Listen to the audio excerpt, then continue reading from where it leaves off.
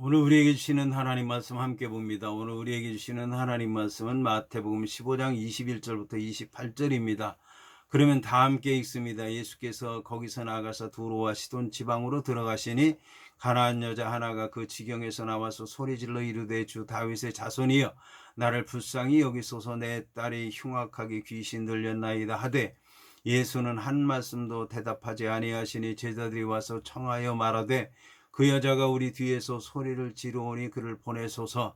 예수께서 대답하여 이르시되 나는 이스라엘 집에 잃어버린 양 외에는 다른 데로 보내심을 받지 아니하였노라 하시니 여자가 와서 예수께 절하여 이르되 주여 저를 도우소서. 대답하여 이르시되 자네의 떡을 취하여 개들에게 던짐이 마땅하지 아니하니라.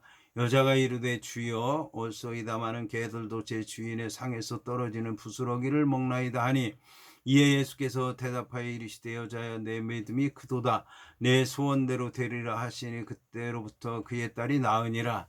아멘.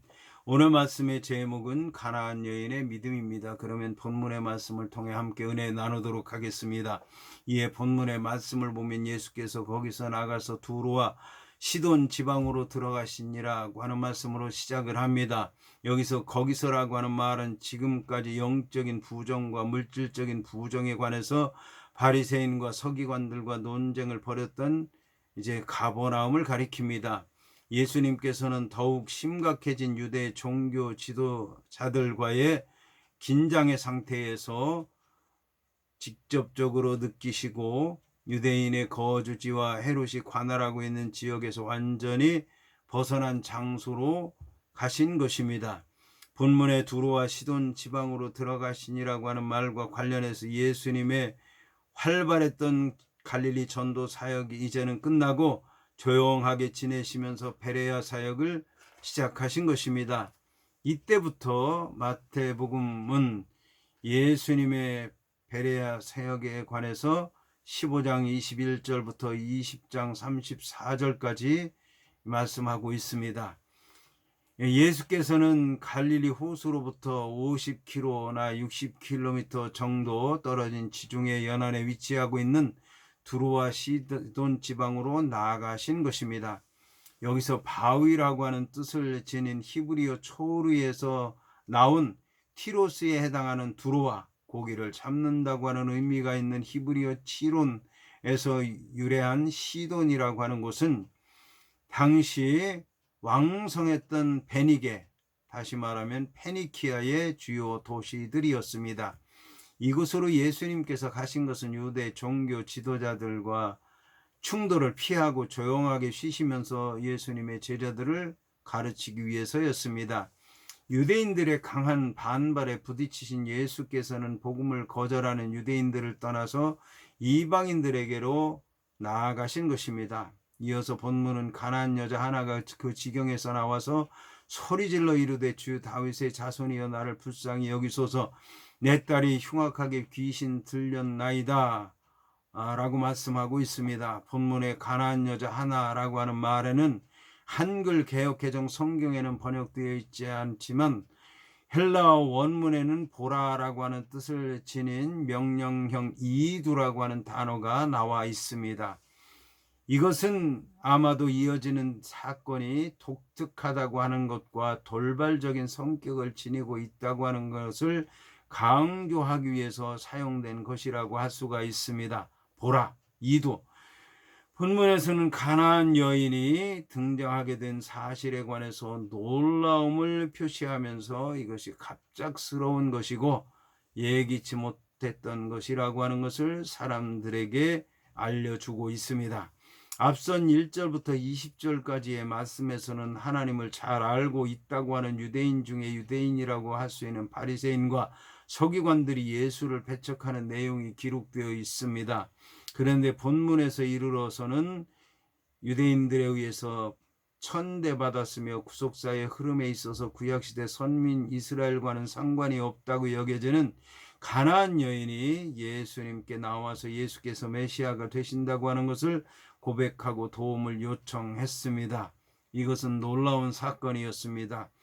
본문의 가나안이라고 하는 표현이 마가복음에서는 수로보니게라고 하는 고유 명사를 사용해서 여인의 혈통이 시리아에 거주하는 페니키아 사람이라고 하는 것을 나타내고 있습니다. 반면에 본문에서는 이 여자를 페니키아에 복속되기 전에 옛날의 이름인 가나안 족속으로 언급하였습니다. 이것은 마태가 예수님께 온 여자의 옛 조상을 잊지 않고 있다고 하는 것을 보여주는 동시에 이스라엘의 옛 원수의 자손이 복을 받기 위해서 유대인의 메시아에게로 왔다고 하는 사실을 강조하기 위한 것입니다. 가나안은 이제 이스라엘과 원수였잖아요. 본문은 가나안 여인의 자기 딸을 고치려고 하는 열심과 예수를 향한 신앙을 잘 보여주고 있습니다. 이러한 사실은 가나안 여인이 멀리서 예수의 소문을 듣고 왔다고 하는 것을 암시하는 데서 확인할 수가 있습니다. 본문에 보면 그 지경에서라고 하는 말이 있는데, 그 지경에서라고 하는 말은 가나안 지경이라고 하는 뜻이고 수로보니게라고 하는 뜻이고 이스라엘과 대적이 되는 그런 가나안에서 왔다고 하는 것을 이제 잘 얘기해 주고 있습니다. 자, 가나안 여인은 딸의 병을 고칠 수 있는 방법이 예수님을 의지하는 길밖에는 없다고 하는 것을 알고 믿고 자신이 살던 곳을 떠나서 먼 길을 걸어서 예수님께 나왔던 것입니다. 본문의 주 다윗의 자손이여라고 하는 말은 예수님에 대한 호칭이 주와 다윗의 자손 두 가지로 나타나고 있다는 것을 알 수가 있습니다. 이 역시 앞선 1절부터 20절까지의 말씀에 나오는 유대교 율법 지도자들의 태도와는 좋은 대조를 이루고 있습니다. 바리새인과 서기관들은 예수님에 대해서 아무런 호칭도 붙이지 않았습니다. 그러나 가나안 여인은 예수님을 먼저 주에 해당하는 퀴리에라고 불렀습니다. 헬라어 주에 해당하는 퀴리오스는 물론 다양한 경우에 여러 가지 대상에게 사용되는 호칭이지만 근본적인 의미로 살펴볼 때는 나는 종이고 나는 종 둘로 쓰이고 상대방은 자신에 대한 삶과 죽음을 좌우할 수 있는 권한을 가진 주인 퀴리오스가 된다고 하는 고백입니다. 이와 더불어 다윗의 자손은 예수야말로 바로 구약 성경에서 예언된 오실 메시아가 되신다는 것을 인정하는 호칭인 것입니다. 이 여자는 비록 이방인이었지만 유대 종교 지도자들이 갖지 못했던 예수님에 대한 바른 신앙을 가지고 있었던 것입니다. 여기서 여인이 주라고 말한 것은, 주라고 하는 말을 다윗의 자손이라는 말과 결합시킨 것은 가나안 여인은 주를 보다 고차원적인 의미, 즉 메시아적 칭으로 이해하고 있다는 것을 말하는 것입니다. 이 여인은 이스라엘의 메시아적 소망에 대한 지식을 갖고 있었습니다. 이와 함께 이 말들, 다시 말해서 주와 다윗의 자손이 다윗 왕에 약속된 후손으로서의 예수와 관련되어 있다고 하는 것을 알고 있었던 것입니다. 따라서 메시아로서의 예수의 소문이 벌써 두로와 시돈까지 전파되어 있다는 것을 알 수가 있습니다. 유대교 지도자들은 예수님을 메시아로 인식하지 못하고 거부해왔지만 그들이 하나님께 저주받은 자들로 경멸하던 육체적인 불구자들과 이방인들, 또 귀신 들린 자들은 오히려 예수가 메시아라고 하는 것을 알아보고 순종한 것입니다. 본문에 나를 불쌍히 여기소서라고 하는 말에서 가나안 여인은 고통당하는 딸과 자신을 동일시해서 애끓는 심정으로 예수님의 자비의 심정에 호소하고 있었습니다. 사실 가나안 여인은 이방인으로서 민족적인 특권이나 공로를 내세울 수 없었습니다. 그 여자는 그저 예수님의 자비한 성품만을 기대했던 것입니다.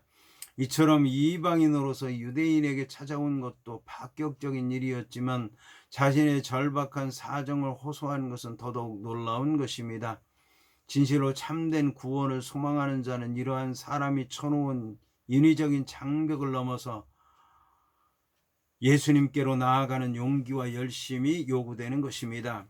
본문에 흉악하게 해당하는 원어 카코스라고 하는 말은 위험할 만큼 해롭다라고 하는 뜻으로서 딸의 치명적인 병세를 얘기하는 것입니다. 가나안 여인은 아마 주위로부터 질병과 귀신과 서로 관계가 있다는 말을 들은 것 같습니다. 이어서 본문은 예수는 한 말씀도 대답하지 아니하시니 제자들이 와서 청하여 말하되 그 여자가 우리 뒤에서 소리를 지르오니 그를 보내소서라고 말씀하고 있습니다.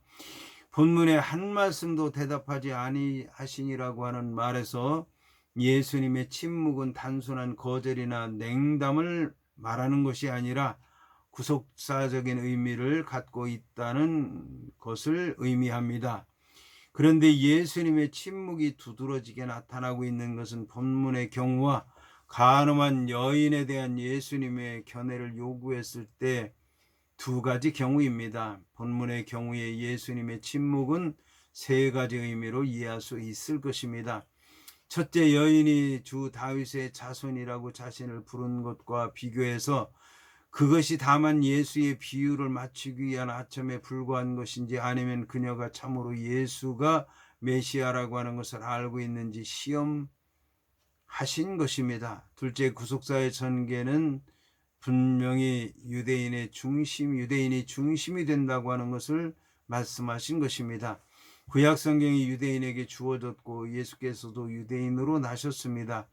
그리고 천국 복음도 유대인에게 먼저 전파됐습니다. 그런데 이제 예수께서는 유대인의 굴레를 벗어나서 이방인의 구원이라는 문제에 직면하시게 됨으로써 잠시 침묵하셨던 것입니다. 본문에 뒤따르는 말씀으로 보아 예수께서는 유대인의 불신앙과 이방 여인의 환영을 비교하시면서 생각에 잠기신 것입니다. 셋째, 이방 여인의 인내와 믿음을 더욱 깊게 하시기 위해서였습니다. 이방 여인을 시험하시기 위한 것이었다는 말씀입니다. 한편 본문의 예수의 침묵을 통해서 우리는 몇 가지 귀중한 영적인 교훈을 깨달을 수 있습니다. 첫째, 예수 그리스도의 침묵 속에는 우리의 복음과 열성을 시험하시려고 하는 의도가 있다는 사실입니다. 따라서 우리의 간구가 쉽게 응답되지 않는다고 해서 곧 좌절하거나 포기해서는 안 된다는 것입니다. 둘째, 우리의 소망하는 바에 대한 주님의 침묵이 단순한 거절만을 의미하지는 않는다라고 하는 것입니다. 잘못된 간구는 당연히 거부되지만 올바로 구한 간구도 하나님이 계획하심에 따라서 이루어지고 결국은 선한 결과를 가져오게 된다라고 하는 것입니다. 셋째, 우리는 본문이 주님께서 가나안 여인의 믿음을 시험하심으로써 믿음을 더욱 견고하게 하실 뿐만 아니라 그녀를 지켜보고 있는 제자들과 무리들로 하여금 진정한 믿음이 무엇인가에 대한 교훈을 얻도록 하시기 위한 것이라고 하는 것을 알아야 되겠습니다. 한편 본문에서 보내소서에 해당하는 아폴리손이라고 하는 말은 고쳐주지 않고 쫓아내라고 하는 의미가 아니라 빨리 고쳐서 보내버리라고 하는 의미입니다. 이러한 사실은 24절에 나오는 예수님의 대답을 통해서도 알 수 있습니다. 24절에 그 여인을 보내야 하는 이유로 예수님의 제자들은 소리 지르는 것을 지적했습니다. 여기서 소리 지르다라고 하는 말에 해당하는 크라제이라고 하는 말은 반복을 나타내는 현재형으로 사용돼서 그 여자가 계속해서 소리를 질렀다고 하는 뜻입니다.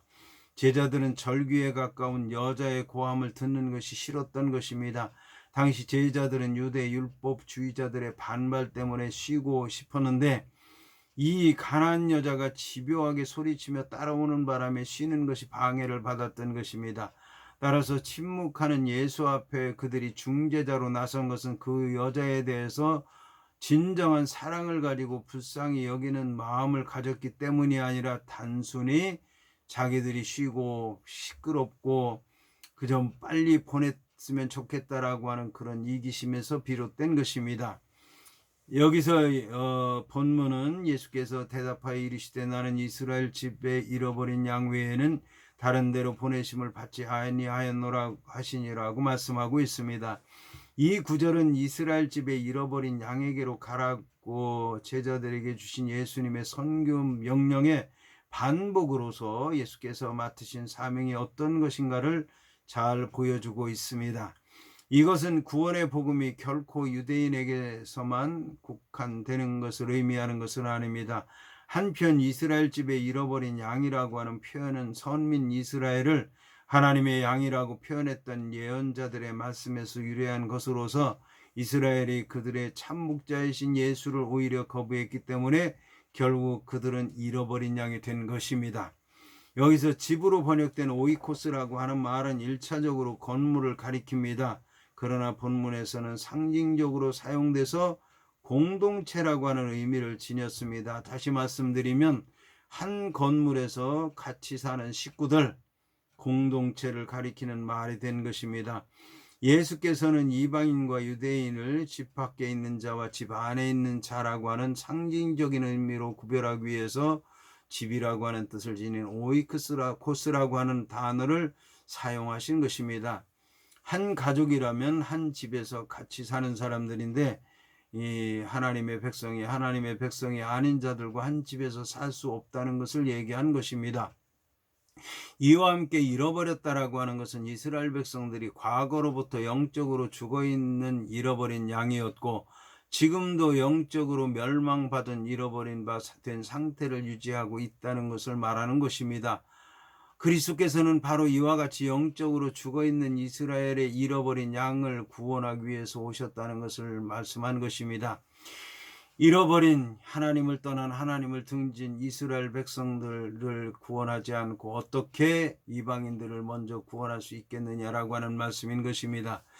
한편 예수님의 이러한 말씀은 이스라엘만을 구원의 대상으로 삼는다는 의미가 아니라 단지 이스라엘을 우선적으로 복음 전파의 대상으로 삼는다는 의미인 것입니다. 이와 관련해서 요한복음에서는 구원이 유대인에게서 난다고 말씀하고 있습니다. 여기서 우리는 예수께서 말씀하신 의도에 관해서 생각해 봐야 되겠습니다. 첫째, 예수께서는 자신의 민족의 구원 문제를 1차적으로 생각한 것 같습니다. 왜냐하면 유대인을 중심으로 한 구속사의 전개는 하나님이 직접 계획하신 것이기 때문입니다. 그래서 이방인들의 사도인 바울도 로마서 2장 10절에서 첫째는 유대인에게요 또한 헬라인에게라고 말씀한 것입니다. 둘째, 유대인은 예수를 배척했어도 예수께서는 유대인들을 끝까지 사랑하셨다는 것을 보여주고 있습니다.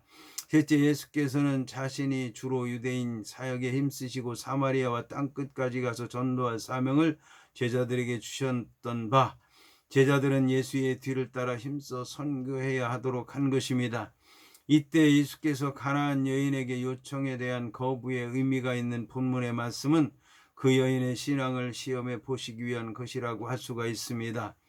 본문은 여자가 와서 예수께 절하며 이르되 주여 저를 도우소서라고 말씀하고 있습니다.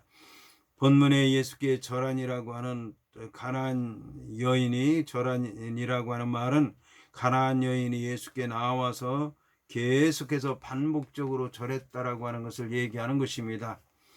이 가나안 여인은 예수의 소문에 대해서 계속 들었고 예수님께 와서는 계속 부르짖었고 예수님께서 이제 이 거부할 것 같은 걸 알고는 예수님 앞에서 계속 절했다라는 것입니다. 여기서 절한다라고 하는 뜻을 지닌 프로스퀴네오라고 하는 말이 예배하다라고 하는 의미도 있습니다. 이 여인이 예수에 대해서 주요 다윗의 자손이라고 하는 호칭으로서 예수께서 메시아 되신다고 하는 것을 고백한다고 하는 점에서 본다면 이 여자는 예수님 앞에 단순히 절한 것이 아니라 주님으로 알고 다윗의 자손으로 알고 자신을 구원할 메시아로 알고 예배했다는 뜻을 갖고 있는 것입니다. 본문에 저를 도우소서라고 하는 말은 앞선 24절에 나오는 호수보다도 더 절실한 호수라고 할 수가 있을 것입니다. 여기서 도우소서라고 하는 말은 탄원하는 자의 우는 소리를 가리키는 보혜와는 달리다라고 하는 뜻을 지닌 대오의 보혜라고 하는 말과 달린다라고 하는 뜻을 지닌 대오의 합성어로서 문자적으로는 위험에 빠진 사람의 울부짖는 소리를 듣고 달려간다라고 하는 뜻을 지닙니다. 이 단어에는 황급히 달려가 도와준다라고 하는 뜻도 포함되어 있습니다. 가나안 여인은 자신의 다급함과 도움이 절실히 필요함을 적절히 나타낼 수 있는 보혜데오라고 하는 단어를 사용해서 다시 한번 예수님께 자비를 간구하고 있는 것입니다. 가나안 여자는 예수께서 자신에 대해서 무시하고 냉대하며 그를 둘러싼 제자들의 만류에도 불구하고 더욱더 가까이 접근해서 무릎을 꿇고 예수님께 경배한 것입니다. 22절과 관련해서 언급된 두 가지 곧 그 여자의 경건한 자세와 쓰라린 고통은 본문에서도 분명히 드러나고 있는데, 마태는 절하다에 해당하는 프로세 퀴네오라고 하는 미완료형을 사용함으로써 그 여자가 예수의 발 앞에서 계속해서 절하고 있다는 것을 보여주고 있습니다. 이어서 본문은 대답하여 이르시되 자네의 떡을 취하여 개들에게 던짐이 마땅하지 아니하니라고 말씀하고 있습니다. 본문의 자네의 떡을 개들에게라고 하는 말에서는 유대인과 이방인이 각각 자녀와 개들로 비유되고 있습니다. 여기서 자녀에 해당하는 테크논이라고 하는 말은 아기를 낳는다라고 하는 말에서 유래해서 자신의 몸에서 태어난 혈육을 가리키는 매우 친밀함을 느끼는 단어입니다. 반면 개에 해당하는 퀴나리온이라고 하는 말은 일반적인 개를 나타내는 데 사용되는 퀴온의 지소사로서 개 가운데서도 작은 개나 강아지를 가리킵니다. 성경에서 퀴온은 가정에서 사육되는 개가 아닌 주로 자연 상태에서 자라는 매우 사납고 불결한 들개를 가리킵니다. 이러한 개는 무가치하며 탐욕스럽고 대적의 위치에 있는 행악자를 비유하는 데 사용되었습니다. 그러나 본문에서 사용된 퀴나리온이라고 하는 말은 집에서 기르는 개를 가리키는 것입니다. 이제 이스라엘 백성들을 양이라고 말씀하셨던 예수님께서는 이제 자녀와 개라고 하는 말로서 이제 서로의 관계를 연결시켜주고 있는 것을 볼 수가 있습니다. 이러한 이제 개라고 하는 말에서 알 수 있는 것처럼 이방인에게도 하나님 나라에 들어갈 자리가 있다는 것을 암시하는 것이라고 얘기할 수 있는 것입니다. 하지만 아무리 집 안에서 기르는 개라고 할지라도 자녀와 동일하게 대접할 수는 없다는 것입니다. 이러한 점을 상기시키기 위해서 예수님께서는 굳이 자녀와 개를 대비시키신 것입니다. 이것은 이스라엘 백성들을 위한 하나님의 복을 가지고서라는 의미로 예수 그리스도의 복음을 받아들임에 있어서 유대인들에게 그 우선권이 있다고 하는 것을 상징하는 것입니다. 하지만 이러한 이스라엘의 배타적 특권이 영구적인 것은 아니었습니다. 하나님께서는 예언자들을 통해서 이스라엘이 더 이상 하나님의 자녀가 아니라고 하는 것을 말씀하셨습니다. 그러나 복음 전파의 순서는 먼저 유대인에게였고 그 다음에는 이방인에게였으며 본격적 이방 정도는 예수께서 부활하신 이후 그의 제자들 특히 사도 바울에 의해서 진행된 것입니다. 한편 바울도 이스라엘 민족은 택한 백성으로서 하나님의 율법을 남보다 먼저 받은 종교적 특권이 있다는 것을 인정했고 민족적 구원의 문제가 그에게 대단히 중요한 과제임을 인정하였습니다. 본문에 마땅하지 아니하라고 하는 말은 나쁘다, 옳지 않다, 악하다라고 하는 뜻이 아니라 썩 바람직한 것은 아니다, 자연스럽게 여겨지는 일은 아니라고 하는 정도의 뜻을 지닙니다. 예수께서는 강력하게 할 수 없다고 말씀하신 것이 아니라 일반적인 상식으로 볼 때에 쉽게 판단되어지는 가치 기준, 즉 자녀에게 줄 떡을 개들에게 줄 부모는 없을 것이다 라고 하는 보편적인 판단 기준을 가지고 가나안 여인의 믿음의 정도를 시험했던 것입니다. 이어서 본문은 여자가 이르되 주여 올소이다마는 개들도 제 주인의 상에서 떨어지는 부스러기를 먹나이다 라고 말하고 있습니다. 가나안 여인은 이방인을 유대인과 구별해서 자신의 요청을 거절하는 예수님의 말씀에 전적으로 동의를 했습니다. 본문에 주여 올소이다마는 개들도라고 하는 말에서 보는 것처럼 가나안 여인은 주여 이에 해당하는 퀴리아에라고 하는 호칭으로 예수님에 대한 존경심을 표시했고 옳습니다 라고 번역된 긍정과 동의를 나타내는 나이라고 하는 말로서 예수님의 말씀에 동의할 수밖에 없다고 하는 것을 보여줬습니다. 그러나 이러한 긍정은 이어지는 또 다른 자신의 논리를 강화시켜주는 역할을 하고 있습니다.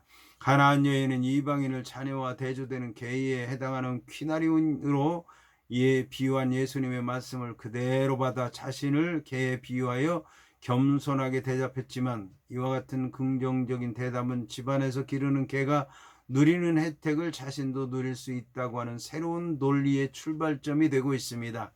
본문의 개들도 제 주인의 상에서 떨어지는 부스러기를 먹나이다라고 하는 대답은 이방인들 역시 유대인에 이어지는 하나님의 은혜에 동참할 수 있다는 소신을 밝힌 것입니다. 당시 유대인이 이방인에 대하여 심한 배타적 감정을 가졌다는 사실에 비추어 볼 때에 하나님의 은혜의 보편성에 대한 가나안 여인의 고백은 놀라운 영적인 깨달음을 지닌 믿음의 고백이라고 아니할 수가 없습니다. 예수님의 제자들은 이 구별 못하고 있고 유대인들도 구별하지 못하는데, 이방 여인이 이러한 이제 구별된 믿음을 가졌다고 하는 것은 놀라운 일이 아닐 수 없는 것입니다. 팔레스틴 근방의 지역들에는 식사하는 주인 곁에서 부스러기를 얻어먹기 위해서 개들이 가까이 접근하는 것은 흔히 있는 일이었다고 합니다. 특별히 그 지역들에서의 식사법을 보면 주로 손으로 찢어먹는 경우가 많았기 때문에 자연히 부스러기가 많이 나올 수밖에 없었습니다. 이처럼 가나안 여인은 사실상 자신이 개의 취급을 받는 이방인으로서 메시아가 베푸시는 구원과 은혜의 식탁에 참여할 수 없다고 하여도 최소한 하나님의 무한하신 자비의 일부를 힘입을 수 있다고 하는 사실을 확신하고 있었던 것입니다. 이처럼 그녀는 자신에게 적용된 비유를 놓치지 않고 유효적절하게 사용한 것입니다. 한편 본문의 내용을 풀어서 해석해 보면, 주님, 당신이 저를 개로 취급한 것은 결국 저의 요구를 당신께서 들어주신 것과 같습니다. 진실로 당신은 당신의 법을 어기지 않고도 충분히 저의 요구를 채울 수 있습니다. 저는 그 정당한 일에 따를 뿐입니다. 저는 아브라함의 자손으로서는 아무런 권리 주장도 못할 뿐 아니라 하지도 않을 것입니다. 저는 다만 가장 비천한 피조물의 몫으로 할애된 것만을 위하겠습니다. 진정 당신은 그것이 없다 해도 아무런 손해가 되지 않을 것입니다 라는 뜻으로 해석해 볼 수가 있습니다. 그 여자는 하나님의 은혜가 비록 적지만 이방인들에게도 주어지는 것임을, 여호와 하나님이 이스라엘만의 독점된 하나님이 아니라 만민의 하나님이요 열방의 하나님이요 이방인의 하나님이 또 된다고 하는 것을 믿고 있었던 것입니다. 이어서 본문은 이에 예수께서 대답하여 이르시되, 여자여 내 믿음이 크도다, 내 소원대로 되리라 하시니 그때로부터 그의 딸이 나으니라고 말씀하고 있습니다. 본문의 여자의 내 믿음이 크도다와 관련해서 한글 개역개정 성경에서는 번역이 생략되었지만 원어 성경에서는 본문의 맨 앞자리에 오라고 하는 감탄사가 나옵니다. 이 오라고 하는 감탄사가 문장의 서두에 사용될 때는 말하는 사람의 격한 감정을 나타냅니다. 기대를 훨씬 넘어서는 가나안 여인의 큰 믿음에 대해서 너무나 감격한 예수님께서 오라고 하는 감탄사를 이제 드러내셨던 것입니다. 바로 얼마 전에 자신과 동고동락하였던 제자들조차 믿음이 적어 의심하는 불신앙을 보이는 경험을 하였기 때문에 그 감격이 더욱 크셨을 것입니다. 그리고 하나님의 말씀을 잘 안다고 하는 서기관 바리새인들이 예수님을 대적했는데, 그들로부터 대적함을 받은 이 이방 가나안 여인이 와서 이런 놀라운 고백을 하는 것을 보고 예수님은 감격할 수밖에 없었던 것입니다. 본문에 내 소원대로 되리라고 하는 말을 직역하면 내가 바라는 만큼 내게 이루어져라 라고 하는 뜻입니다. 이는 가나안 여인의 믿음을 근거로 예수께서 딸의 병을 고쳐준 것이라는 말씀입니다. 그렇다면 본문은 내가 바라는 만큼 내게 이루어져라로 번역할 수 있습니다. 이것은 가나안 여인의 큰 믿음에 비례하는 큰 결실을 맺게 되리라는 뜻입니다. 특히 본문에서 되리라고 하는 말은 단번에 이루어지라는 명령입니다. 이 명령에 따라서 가나안 여인의 딸은 그때로부터 단번에 고침을 받은 것입니다. 여기서 믿음이라고 하는 것은 가나안 여인의 신뢰, 확신과 아울러 겸손과 인내까지를 포함한 말입니다. 이 가나안 여자는 예수께 칭찬을 받은 두 번째 이방인입니다. 이방인 백부장의 이야기와 본문의 가나안 여인의 이야기는 몇 가지 공통되는 점이 있습니다. 첫째는 두 경우 모두 이방인에게 예수의 병고침의 능력이 베풀어졌다고 하는 점입니다. 둘째는 두 경우 모두 이방인 자신의 큰 믿음이 예수에게서 칭찬을 받았다고 하는 점인데, 앞에서는 이스라엘 중에 이방인 백부장의 믿음만한 것이 없으며 본문에서는 내 믿음이 크도다라고 강조가 되어 있습니다. 셋째는 두 경우 모두 예수의 병 치료는 병자를 현장에서 만나보지 않은 채 멀리서 말씀으로 고치신 원거리 치료였다고 하는 점입니다. 따라서 이방인 백부장과 가나안 여자에 관한 말씀은 유대인들은 메시아로 오신 예수를 배척했지만 오히려 이방인들은 믿고 순종함으로써 하나님의 백성에 대한 구약적 개념이 신약적 개념으로 옮겨졌다는 것을 의미하는 것입니다. 구약에서는 하나님의 백성이 유대인들에게 국한되었지만 신약에 와서는 예수를 그리스도로 믿는 온 세계의 사람들은 모두 하나님의 백성이 된다고 하는 큰 뜻, 영적인 선민론을 암시하고 있는 것입니다. 한편 본문의 소원대로라고 하는 말을 직역하면 원하는 만큼이라는 뜻으로 각종 어려움을 인내로 극복한 그 여자에게 그 믿음에 합당한 보상을 하시겠다고 하는 예수 그리스도의 강한 의지라고 얘기할 수가 있을 것입니다.